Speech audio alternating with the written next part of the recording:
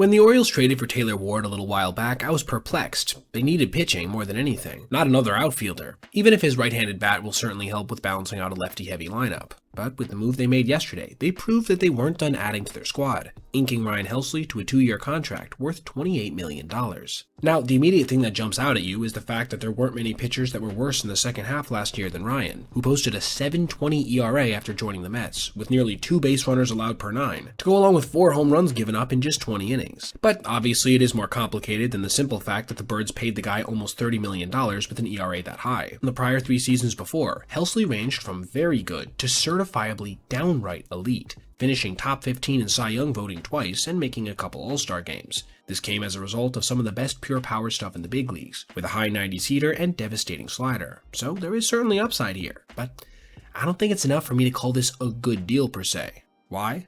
Well, unlike a guy I profiled a couple days ago in Dylan Cease, there was little amount of bad luck present in his 2025 results, with him posting essentially the worst numbers of his career in every meaningful way, with his totals only looking even semi-reasonable because of a relatively strong first half of the Cardinals. Once he made his way to New York, the dude was getting barreled up with a consistency that was downright shocking. Examining his full year numbers, you can see that the big problem wasn't with his slider, which remained as productive and nasty as ever, even if it did generate a little bit less whiff. No, instead it was with a four-seamer that allowed a batting average against of .422, slug of .667, and WOBA of nearly .500.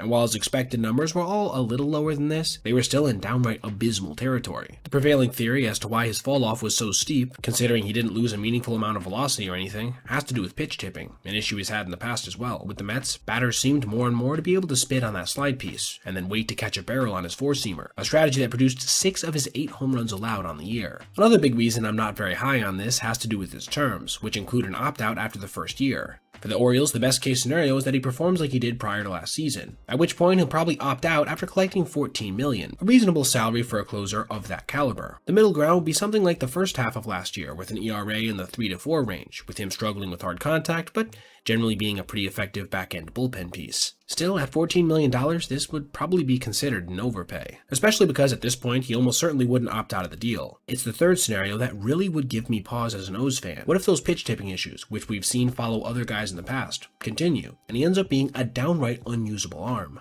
This isn't out of the realm of question, and at that point, you'd be paying one of the higher salaries in Major League Baseball for a reliever with a 2-year commitment, when you probably could have gotten any number of other guys in the open market. I'm thinking Kyle Finnegan, Tyler Rogers, or even someone like Luke Weaver, without the same level of risk in both dollars and tipping concerns. As I did with Cease, I'm going to give this a letter grade. I will acknowledge that Baltimore certainly needed back-end help after they lost Felix Bautista for 2026, so I do commend them for spending to fix an obvious issue. With that being said, the concerns I just laid out put a bit of a damper on my own expectations. I'm going to go with a C-.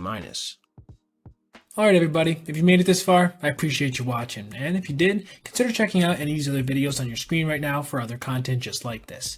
Also, if you ever see anything you'd like to see me detail in the video, feel free to reach out to my email, basebpoet@gmail.com, and if I end up using your idea, I'll give you a shout out.